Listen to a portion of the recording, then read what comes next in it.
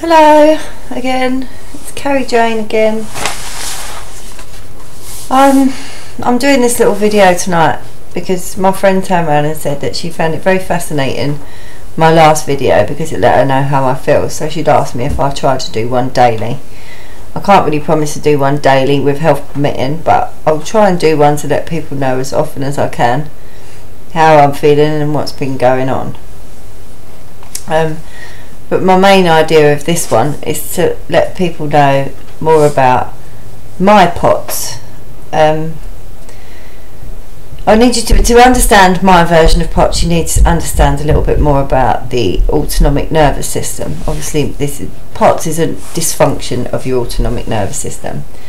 The autonomic nervous system affects all the things you do without thinking about it, like your pupil dilation, your oral mucus, your nasal mucus, how fast your heart beats, how hard it contracts, your lungs, how your bronchi increase and how they contract, your stomach, so therefore your gastric fluids as to whether they flow or whether they don't, your intestine. Obviously it increases in speed or decreases, therefore causing things like diarrhea and constipation. The liver, it increases the conversion of glucose, or will slow the conversion of glucose. Obviously all these things cause all sorts of different problems. Kidney related will obviously make you produce more urine or less urine. It also controls your sweating, so whether you're going to sweat more, whether you're going to sweat less. Also your sexual function, so I'm finding out more recently as to whether you're going to be ready or not. Now I'm going to try and explain to you how each of those things has affected me in different ways. When I was first diagnosed with, well, I haven't been diagnosed yet, but when I first started getting problems with my breathing and that, I started complaining all the time about having a dry mouth. It felt like sandpaper, basically. It tasted disgusting, it felt disgusting. As my PoTS seems to be going on, I seem to be having more and more sneezing fits. Now these sneezing fits, I think, are in some way my body compensating for the fact that I'm not producing enough mucus. So when I do have these little episodes, I sneeze for like 40 times without stopping for many breaths, and then I'm left with a streaming nose that's not any sort of thick mucus, it's just like a running, dripping mucus, and it makes my nose really sore, and then it makes my eyes really dry and itchy because obviously I'm not producing enough fluid, which is making my eyes itch.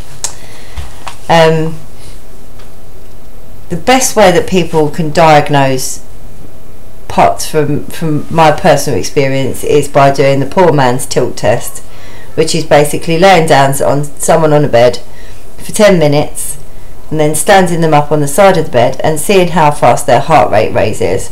Within 5 minutes it should have raised to above 30 beats a minute.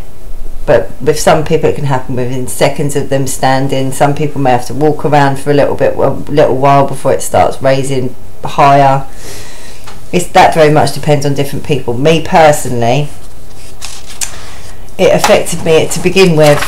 My resting heart rate before I'd get out of bed would normally sit at about 74, but as soon as I got off the bed and stood up, it was renowned to shooting up to like 187. I think was our highest ever rating for me, and I think that was probably taken after a collapse.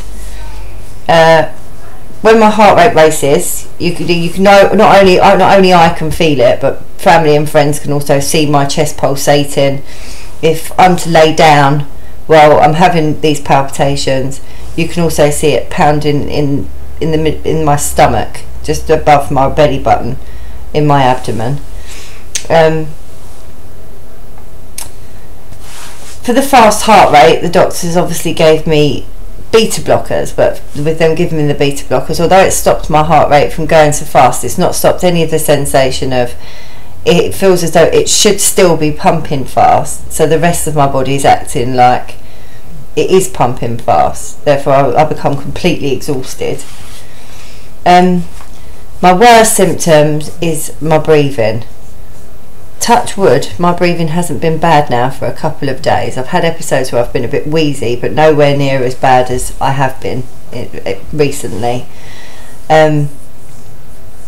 But when these breathing episodes do come, then they start in the morning. They're normally bad when I get up, when I first have my first episodes of the POTS symptoms with my heart rate.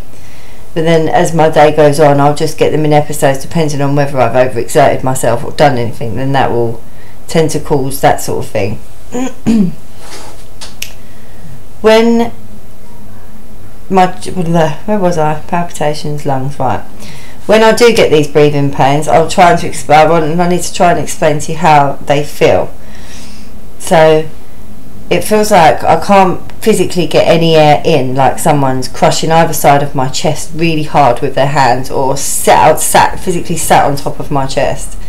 And obviously with these chest tightnesses, you get pains. I get shoulder pain, I get pain down the right side of my heart, my chest feels tight, and I do feel like I'm being completely suffocated. It's one of the worst feelings ever, and to have it happen so often, it can become really scary, because you think, my God, what happens if I don't get enough oxygen? Well, I know what happens when I don't get enough oxygen. I hit the deck. With me, yes, with the stomach thing, it has affected me when it comes to going to the toilet.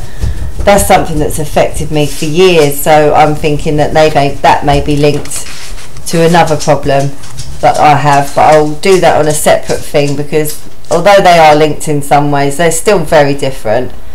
The other problem I also have is with blood pressure, because obviously when your heart rate raises, your blood pressure drops, because the reason why your blood pressure is raised is trying to compensate for the fact that your heart's not working fast enough, and your blood is, because of it being a POTS sufferer, your blood pools in your legs, and for your heart to try and get it back up to where it needs it to be, it needs to work faster and it needs to work harder.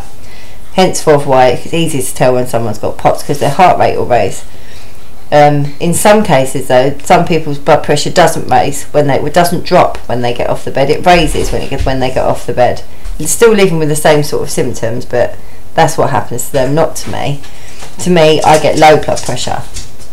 So although they're still giving me these beta blockers, which are doing a marvellous job at keeping my heart rate slow, not a lot else, I'm still left with all the side effects of my blood pressure. So upon standing with my blood pressure problem, I start feeling strange. I start feeling dizzy. It's hard to it's hard to orientate yourself for a while. It start causing chest pain. You can get visual disturbances. Sometimes you can lose your hearing. You get a headache. You know when it's going to be bad, because you feel sick, you get a headache, and then you collapse. But bearing in mind, that particular with my blood pressure happens to me every single time I stand up. So it's not once in a while like I've got up off the sofa too quick, or I've got up from laying down too quick. It doesn't matter how fast I get up or how slow I get up, it happens every time. Another problem with the POTS is a brain fog, because obviously your autonomic nervous system needs to talk to your brain at some point, and ours don't seem to talk to our brain often enough. Sorry, my back is killing me. Right, it's causing brain fog. There we go, she's getting it again. It's all this brain fog things has really started showing out to me how bad it is now, I think, because I mean beforehand I used to forget words or slip up in sentences or forget halfway doing food things, and anyone could do things like that. It's normal. But then I realised the amount of times I do it, it actually become a bit of a trait with my friends. They found it quite funny, because obviously I could stutter, or I'll be mumbling to myself because they don't know what I'm talking about. But it's also a major thing. You think like brain fog wouldn't be nothing, but it is something when it comes to shit. Have I taken my pills today? Oh bugger, what time was I supposed to have phoned that person? I can see me now missing so many appointments just because I won't know what day of the week it is. Or it's so difficult, because I know that there's so many things I should be keeping on top of when it comes to mentally looking after the kids with dates at school and sorting things out, but my brain doesn't seem to want to sort anything out at the minute. And I know I've got a lot to take on with everything that's been said to me with having the PoTS and having this something else called EDS. See, I don't really know yet. The only thing that I've been diagnosed so far with is PoTS, but now because my doctors or the hospital have decided to discharge me with no further information from my doctor, at the moment I do believe I'm still sat here undiagnosed. So that is yet another battle I'm left to face. Anyway, I was talking about something else. I was talking about the brain fog. The other problem it leaves you, if you imagine you feel exhausted just by standing up off the end of the bed, the tiredness we're talking about, it isn't like tiredness. I can't explain it, because for me personally, I can't get tired. My whole body is completely and utterly exhausted all of the time. I cannot do anything. Sometimes it's an effort to get out, to get up, pick my nose, to lift an arm. It may only be for a short period of time for me at the moment, and I'm hoping that doesn't get any worse, but I do get moments of it where you are so physically exhausted you can't be bothered to talk. You have to remind yourself to breathe. Is that all that exhaustion thing? I think that's taken me for a bit of a hit, really, because I was always the hypo version. And ever since I've been ill and ended up in CCU, I seem to have dropped down to exhausted all the time. Whereas before, I think I found it quite much easier living with the hyper side of things, because at least I could get things done. The exhaustion side of things truly does take it out of me. It really does annoy me, because obviously I've got kids to look after. But basically, for me, skimming around the edges, that's basically what my PoTS is. I'm sure I'm going to watch this back and think, oh bugger, I forgot to mention that, or I forgot to mention this. But I'm sure I'll be making more videos, and I think most of the other things that I have problems with are going to be down to Ehlers-Danlos syndrome, type 3. Well, that's another little video of me talking a bit about me. I'm sure I've waffled on for way too long, and I hope it might help some people out. Always leave me a message. You know I'm an artist as well. And let's see if I can find another one. There you go. It's a bit of a cheeky one, but I'll leave you with that one. That's me signing off. Carriejanesart. Good night.